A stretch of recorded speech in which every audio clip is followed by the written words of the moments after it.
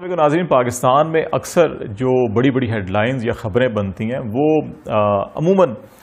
Negative خبریں، لڑائی جھگڑے، دنگے فساد، دہشت گردی یا مخالفین کو آڑے ہاتھ لینے کی جو معاملات ہوں وہ بڑی خبریں بنتی ہیں، اور بعض ایسے معاملات جن کے اندر بڑی نمایاں مثبت پیش رفت نظر آ رہی ہوتی ہے، بڑی اچیومنٹس ہو رہی ہوتی ہیں، وہ عموماً قومی خبریں نہیں بنتی، اور بالخصوص ایسے موقع کے اوپر جب کوئی قومی ادارے یا قومی کارپوریشنز یا قومی سطح کے اوپر سرکاری ادارے جو ہیں کہ وہ مثبت پیش رفت ان میں آ رہی ہو اور بڑی نمایاں کارکردگی دکھا رہے ہوں، تو اس کو عموماً ہم نظروں سے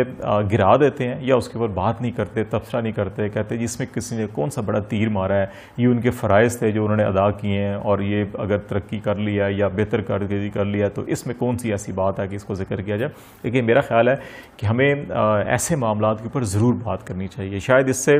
بہت سے ہمارے ارد گرد ادارے یا افراد جو ہیں ان کو اپنی کارکردگی بہتر بنانے کا موقع ملے اور وہ بھی بہتر ہو سکیں۔ تو آج ہم بات کریں کہ پاکستان انٹرنیشنل ایئر لائن کے حوالے سے جو ہمیشہ جب بھی فضائی سفر کی بات ہو تو ہم سب سے پہلے جو گالی دینا فرض سمجھتے ہیں وہ پاکستان انٹرنیشنل ایئر لائن کو، پی آئی اے کو گالی دینا جو ہے کہ وہ ہم اولین فریضہ سمجھتے ہیں۔ لیکن 2018 میں جو قومی ایئر لائن جو ہے تقریباً کوئی 67 بلین روپیز جو خسارے میں تھی، اور 67 بلین اور 40 کروڑ 67 ارب 40 کروڑ روپے کے خسارے میں جو 2018 میں پاکستان انٹرنیشنل ایئر لائن تھی، وہ صرف 3 سالوں کے بعد اب جو ہے کہ نہ صرف اس کا خسارہ جو ہے وہ بہت حد تک، بلکہ آپ اس کو کہہ لیں کہ 66 ارب روپے اس کا خسارہ جو ہے وہ ختم ہو گیا، اور اس وقت اس کی جو خسارے کی مالیت ہے وہ 68 کروڑ روپے صرف رہ گئی ہے، اور اس نے جو 2020 تھا پچھلا سال، اس میں جو اس نے اس کی آمدن تھی جو آپریشنل اس کی جتنے بھی آپریشنز ہوئے اس کے نتیجے میں انہوں نے تقریباً 95 ارب روپے جو ہے کہ اس نے کمایا۔ یہ 94 ارب اور کوئی 99 کروڑ ہے، تو آلموسٹ یہ 95 ارب ہے جو اس نے کمایا تھا، اور اس کا اب جو خسارہ ہے وہ صرف 68 کروڑ روپے پچھلے سال کا تھا۔ تو یہ جو صرف 3 سالوں کے اندر اندر جو ہے 67 ارب روپے کے خسارے پر پی آئی اے نے قابو پایا ہے۔ اس کے کئی وجوہات ہو سکتی ہیں، اس میں آپ کہہ سکتے ہیں جی اچھا جی بہت سی ہمارے انٹرنیشنل روٹس بند ہو گئے، بہت ساری پروازیں کم ہوئی، یہ ہوا،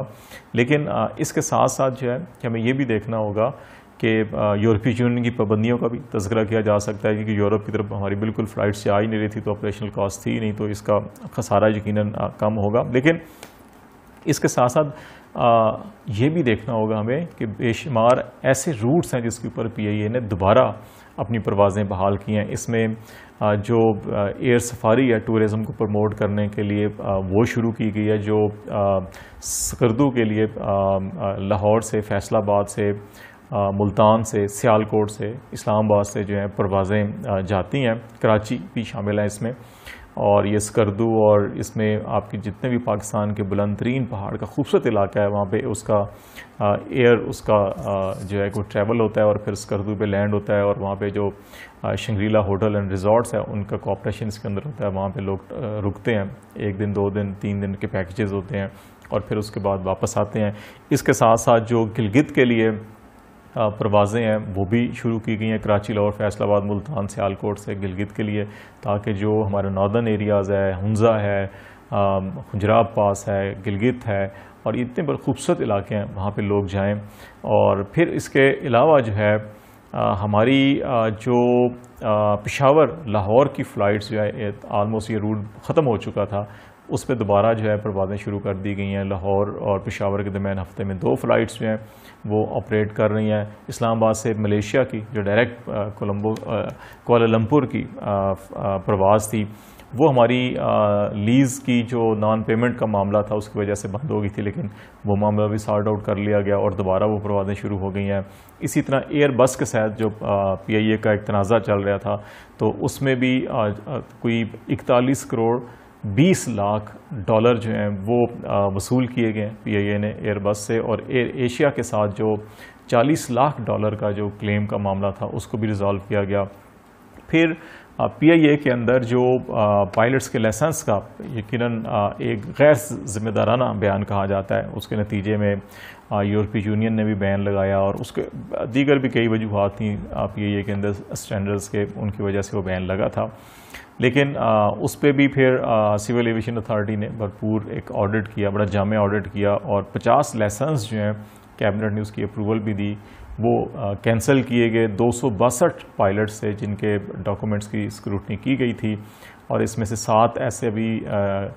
پائلٹس ہیں جن کے کیسز جو ہیں وہ کورٹ میں ہیں. 32 کے پائلٹس کے جو لائسنس تھے وہ 6 سے 12 مہینے کے لیے سسپینڈ کیے گئے، اور سول ایویشن اتھارٹی کے 6 آفیشلز کے خلاف جو ہے وہ انضباطی کارروائی بھی چل رہی ہے کہ انہوں نے کیوں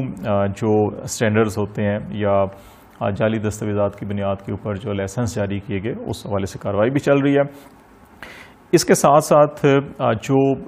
گزشتہ جو 1-2 سال ہیں اس میں ذہن میں یہ بھی رکھنا چاہیے، کرونا کی وجہ سے بھی 60% جو بزنس تھا پی آئی اے کا وہ متاثر ہوا. لیکن اس ساری سچویشن کے باوجود یورپی یونین کا بین، کرونا کی صورتحال، 60% آپریشنل لاسز، اور پھر جو امیج پی آئی اے کا بن چکا تھا، اس کے باوجود جو ہے کہ پی آئی اے نے اپنے 67 ارب روپے کے خسارے پر قابو پایا، اور اب وہ کم ہو کر جو ہے صرف 68 کروڑ رہ چکا ہے، اور 95 ارب روپے جو ہے اس نے پچھلے سال 2020 کے اندر جو ہے وہ کمایا ہے. اس کے علاوہ جو نیو یارک میں جو پراپرٹیز ہیں، ہوٹل ہے پی آئی اے کا، اس کے معاملے کے اوپر بھی یہ ساری جو انفارمیشن ہے یہ سینٹ پارلیمنٹ کی جو سینٹ کی قائمہ کمیٹی برائے شہری ہوا بازی ہے ایویشن کی، اس کے اندر یہ پی آئی اے کے آفیشلز نے اور سول ایویشن اتھارٹی کے جو حکام تھے انہوں نے یہ پیش کی تھی. یہ اجلاس سینیٹر ہدایت اللہ کی سربراہی میں 2 روز قبل جو ہے کہ 1-2 روز قبل یہ ہوا تھا، اور اس میں یہ چیزیں پیش کی گئی تھی. اور یہ جو نیو یارک ہوٹل اور پراپرٹیز کے معاملے کے اوپر پی آئی اے حکام نے کہا کہ وہ ان کیمرہ تمام معاملات جو ہیں کہ وہ سامنے کمیٹی کے رکھنے کے لیے تیار ہے. تاہم انہوں نے یہ یقین دہانی کرائی کہ ابھی تک یہ کسی کو ہینڈ اوور نہیں کیا گیا، نہ کوئی لیز پہ دیا گیا، نہ کوئی اس قسم کا فیصلہ ہے. کچھ تجاویز ضرور زیر غور ہیں لیکن ابھی حتمی فیصلہ نہیں ہوا. اور جو یورپی یونین پر جو پابندی کے حوالے سے تھا معاملہ، وہ پی آئی حکام نے اور سول ایویشن حکام نے یہ کہا کہ یہ معاملہ حل ہو جانا تھا جولائی میں ہی، کیونکہ اس میں جو انٹرنیشنل سول ایویشن اتھارٹی ہے اس نے آڈٹ کرنا تھا پی آئی اے کا، جو جولائی میں ہونا تھا رواں سال، لیکن کرونا کی وجہ سے وہ ٹیم نہیں آ سکی. اور اب جو ہے کہ نومبر-دسمبر میں 29 نومبر سے 10 دسمبر تک کی ڈیٹ جو ہے طے ہوئی ہیں، ان کی ٹیم پی آئی اے کا آڈٹ کرے گی، اور اس رپورٹ کے بعد جو یورپی یونین کا جو بین ہے پی آئی اے کے اوپر وہ بھی ختم ہو جائے گا. تو یہ ساری جو سچویشن ہے اس کا تذکرہ کرنا اس لیے ضروری تھا کہ ایک پہلو اور وہ یہ کہ پی آئی اے سے تقریباً کوئی 1,500 کے قریب 1500 سے کچھ اوپر ہیں ملازمین ہیں، ان کو بھی فارغ کیا گیا. یقیناً یہ ایک پولیٹیکل پروپیگنڈا اس کے اوپر ہو سکتا ہے، بات کی جا سکتی ہے کہ جی ملازمتوں سے بھی فارغ کیا گیا، لیکن یہ تمام کے تمام وہ لوگ تھے جن کی جب اسکروٹنی کی گئی تو ان کے فیک ڈاکومنٹ تھے، جو انہوں نے کسی نے ماسٹر یا کسی نے انجینئرنگ میں، کسی نے بزنس ایڈمنسٹریشن میں یا گریجویشن کی جو ڈگریاں وغیرہ دی گئی تھیں، وہ تمام کے تمام جعلی ڈاکومنٹس تھے. تو اس لیے ان کو جو ہے کہ ان کو پراپر جو نوٹسز دیے گئے، شو کاز نوٹسز، جواب طلب کیے گئے، ان کی ویریفیکیشنز کی گئیں. جب وہ ثابت نہیں ہو سکا تو پھر ان کو نوکری سے فارغ کیا گیا. اور پھر اب یہ کہا جا رہا ہے کہ الیکٹرانکلی پی آئی اے کا جو پورٹل ہے ورکر کا سروسز کے حوالے سے، اس کو پراپرلی تیار کیا جائے گا، مینٹین کیا جائے گا، تاکہ اس کے اندر شفافیت ہو، جو بھرتیاں بھی ہوں. تو بنیادی مسئلہ یہ ہے کہ پولیٹیکلی ہم یقیناً ہر سیاسی حکومت کا، ہر حکومت کا بنیادی مقصد یہ ہوتا ہے کہ عوام کی فلاح و بہبود، لوگوں کو روزگار کے مواقع فراہم کیے جائیں، لیکن اس قیمت پر یہ نہیں ہونا چاہیے کہ قومی خزانے کی لوٹ مار کی جائے، وہاں پہ ہزاروں لوگوں کو جعلی ڈگریوں پر بھرتی کیا جائے، اور پھر اس کو جو ہے کہ اتنی مراد دی جائیں کہ یہ ادارے جو اربوں روپے اگر 2020 کے اندر پی آئی اے جو ہے 95 ارب روپے، باوجود اس کے کہ یورپی یونین نے بین لگایا ہوا ہے، باوجود اس کے کہ کرونا کی وجہ سے 60% آپریشنلز پی آئی کے متاثر ہیں، اگر وہ 95 ارب روپے کما سکتی ہے تو پھر کیا وجہ ہے کہ 2018 اور اس سے پہلے جو ہے کہ اربوں روپے پی آئی اے کا خسارہ تھا، اور 2018 میں جب یہ حکومت آئی تو اس وقت 67 ارب روپے سے زیادہ کا اس کا خسارہ تھا. تو یہ معاملات بھی ہمیں دیکھنے چاہیے. عوام کی فلاح بہبود ضرور کریں, لیکن اس طرح نہ کی جائے کہ قومی ادارے جو ہیں وہ تباہ حال ہو جائیں, بلکہ اس طرح سے کی جائے کہ قومی ادارے اتنے فائنینشلی اتنے مضبوط ہوں کہ اس کے بعد جو ہے کہ وہ اپنے آپریشنز, اپنی جو فلیٹ ہے, اپنے جو جہاز ہیں, ان کی تعداد اتنی بڑھائیں کہ اس کے ساتھ ساتھ روزگار کے مواقع نکلیں. یہ نہ ہو کہ جہازوں کی تعداد تو کم سے کم ہوتی جا رہی ہو, پروازوں کی تعداد کم سے کم ہوتی جا رہی ہو, لیکن سرکاری ملازمین کی, پی آئی اے کے ملازمین کی تعداد جو ہے کہ مسلسل بڑھائی جاتی رہے. تو اس سے جو ہے قوم کا, ملک کا نقصان ہوتا ہے. اس سے گریز کرنا چاہیے. ایسے اقدامات کریں جس سے اداروں کو منافع ہو, اداروں کے کاروبار جو ہے وہ اس میں وسعت آئے, اور اس وسعت کے نتیجے میں اگر روزگار کے مواقع بنے تو وہ زیادہ بہتر ہے. اور ہمیں